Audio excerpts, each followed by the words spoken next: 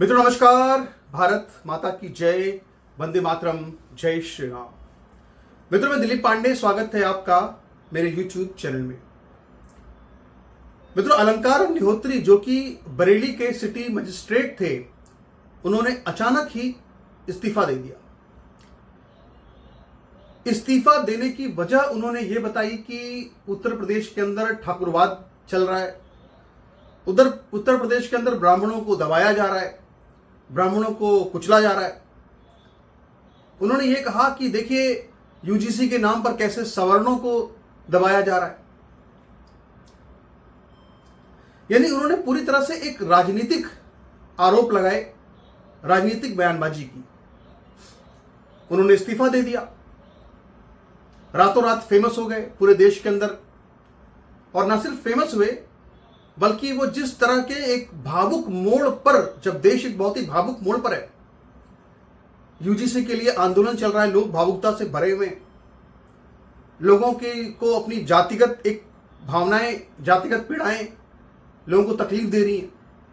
ऐसे समय में उन्होंने, ऐसे मौके पर उन्होंने इस्तीफा दिया, बड़ा टाइमिंग देख करके कि बहुत सारे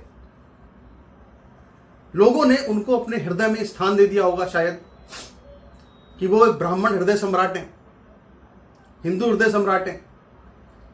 लेकिन आज जो मैं विश्लेषण आपके सामने लेकर के आया हूं और जो मैं आपको असली सच बताऊंगा इस पूरे इस्तीफे के पीछे का, जब उसको आप समझेंगे, जानेंगे, तो आपको बड़ा दुख होगा कि शायद जो हम देखते हैं वो कुछ और होता है और असलियत कुछ और होती है। आपको समझ में आएगा कि किस तरह से ये एक तरह से पूरे यूजीसी आंदोलन के पीठ में एक छुरा घोंपने की तरह से, ये ब्राह्मणों के, हिंदुओं के पीठ में छुरा घोंपने की तरह से है। और इसमें कितना बड़ा निजी और व्यक्तिगत स्वार्थ अलंकार अग्निहोत्री का मौजूद है। जरा इस बात को अगर आप समझना चाहते हैं तो हम आपको पूरी कहानी बताएंगे विस्तार से, इसमें हुआ क्या है। लेकिन पहले ये भी जान लीजिए कि योगी आदित्यनाथ ने जो फैसला लिया, मेरे ख्याल से एकदम सही फैसला लिया। उन्होंने सीधे सीधे अलंकार अग्निहोत्री को सस्पेंड किया, उनका इस्तीफा नामंजूर किया और उनके विरुद्ध जो है पूरी जांच शुरू कर दी है। जांच शुरू होगी तो कुछ ना कुछ तो खेल समझ में आएगा ही क्या है। बहरहाल सबसे पहले समझना पड़ेगा कि आखिर ये जो अलंकार अग्निहोत्री हैं ये किस तरह के व्यक्ति हैं। अलंकार अग्निहोत्री कानपुर के रहने वाले हैं, उत्तर प्रदेश में। उनके पिता की मृत्यु बचपन में ही हो गई थी और वो बहुत ही तेज दिमाग के, बहुत ही प्रतिभाशाली, योग्य छात्र बचपन से ही रहे। पढ़ते भी थे और साथ में नौकरी भी करते थे अपने परिवार को पालने के लिए, क्योंकि उनके पिताजी की मृत्यु हो गई थी। अब आप देखिए, समझिए जरा इस पूरे मामले को कि एक इतना योग्य व्यक्ति कि जब वो स्कूल की पढ़ाई करता है, जब वो इंटरमीडिएट में पढ़ाई करता है, तो 1998 में इंटरमीडिएट में यूपी बोर्ड में उसने, अलंकार अग्निहोत्री ने कौन सी रैंक प्राप्त की थी? 21वीं रैंक प्राप्त की थी। 2019 में जब वो पीसीएस सेलेक्ट होते हैं, यूपीपीएस, तो फिर उस समय उन्होंने 15वीं रैंक हासिल की थी। और आपको जानकर आश्चर्य होगा कि वो बीएचयू से आईआईटीएन भी हैं। पहले दरअसल वो एक सॉफ्टवेयर इंजीनियर के तौर पर, एक आईटी इंजीनियर के तौर पर काम करते थे, लेकिन बाद में उन्होंने अपना करियर जो है वो सिविल सेवा की तरफ मोड़ दिया। समझिए जरा, शुरुआत में उन्होंने बीएचयू से आईआईटी किया, आईआईटीएन है वो, बहुत योग्य व्यक्ति, आप जानते हैं आसान तो है नहीं आईआईटी क्रैक करना।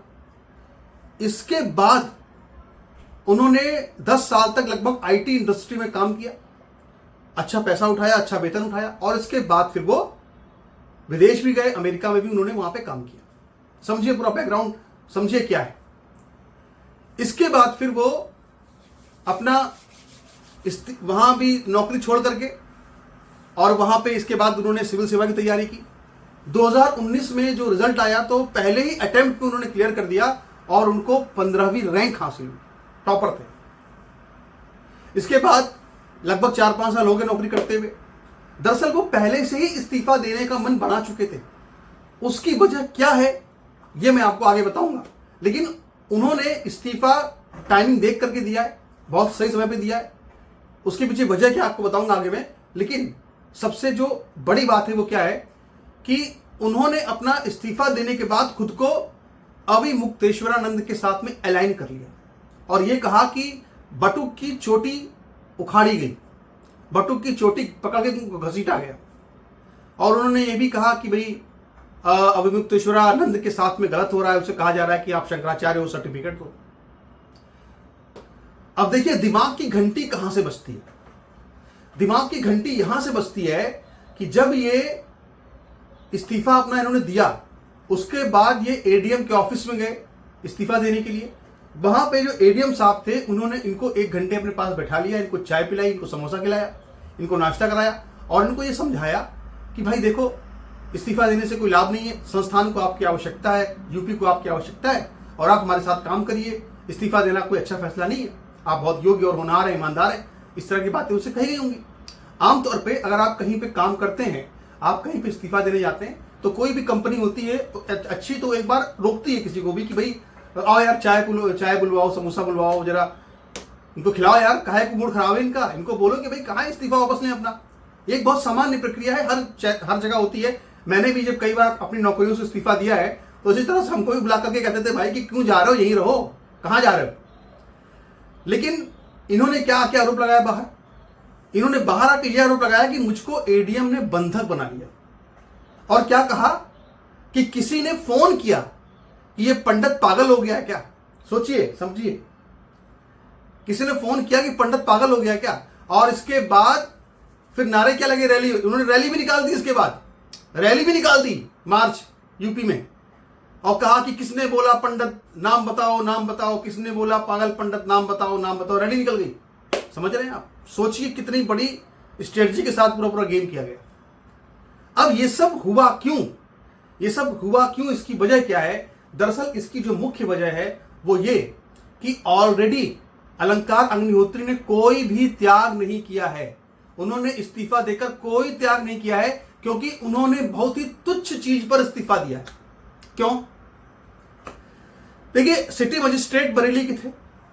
आजकल की तारीख में राजस्व विभाग में कहें या ऊपर लेवल पर अधिकारियों में कहें, उत्तर प्रदेश के अंदर अगर काम कानून नियम पूर्वक हो सकता है तो काम हो सकता है, पैसा चलता है।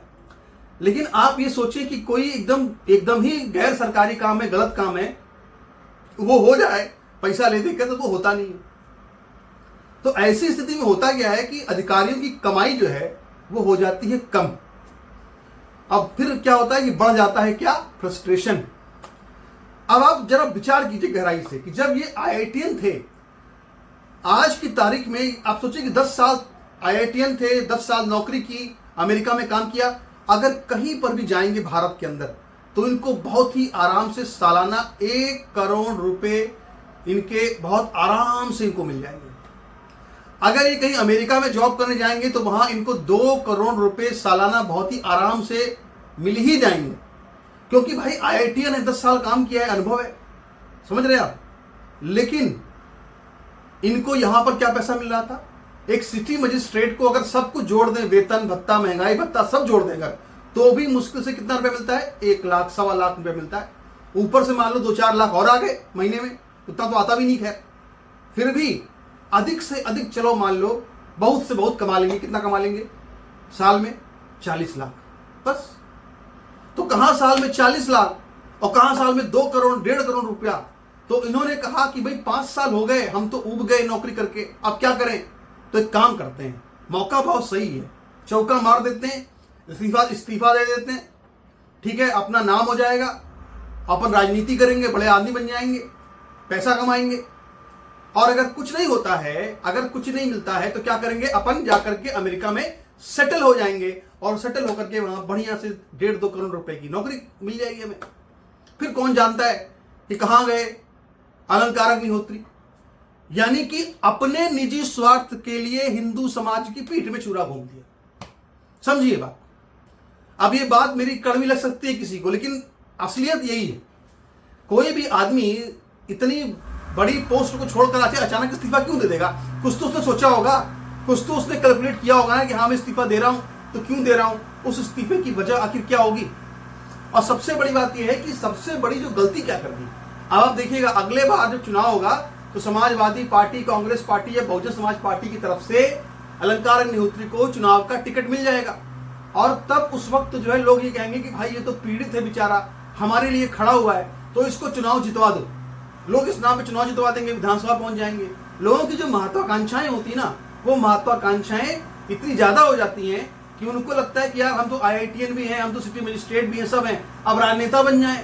ये एक नया शौक चढ़ा है आजकल वो अफसरों को राजनीति में आने का।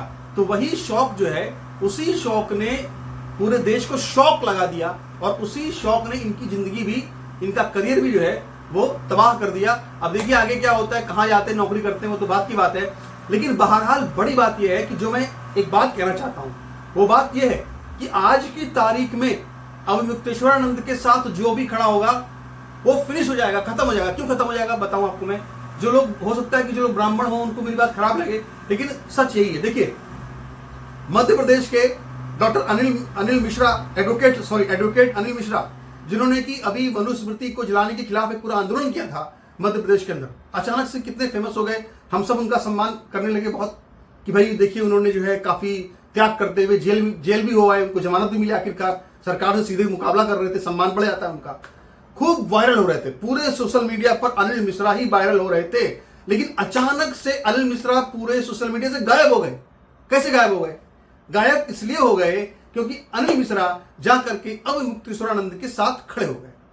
याद कीजिए, जिस दिन उनकी तस्वीर अवमुक्तेश्वरानंद के साथ में आई, उसी के अगले दिन से वो पूरे सोशल मीडिया से गायब हो गए। जैसे गधे के सिर से सींग गायब होते हैं, वैसे गायब हो गए। इसलिए मैं कह रहा हूं कि अलंकार अग्निहोत्री ने जो कुछ भी किया है, कोई लाभ नहीं होगा उनको, बल्कि उनको नुकसान होगा जीवन में अपने। वो अच्छा काम कर रहे थे, ईमानदार व्यक्ति थे, उन्हें अपना काम आगे करना चाहिए था। तब तक के लिए आपको धन्यवाद। आप इस पर टिप्पणी कीजिएगा अपनी। नमस्कार, भारत माता की जय।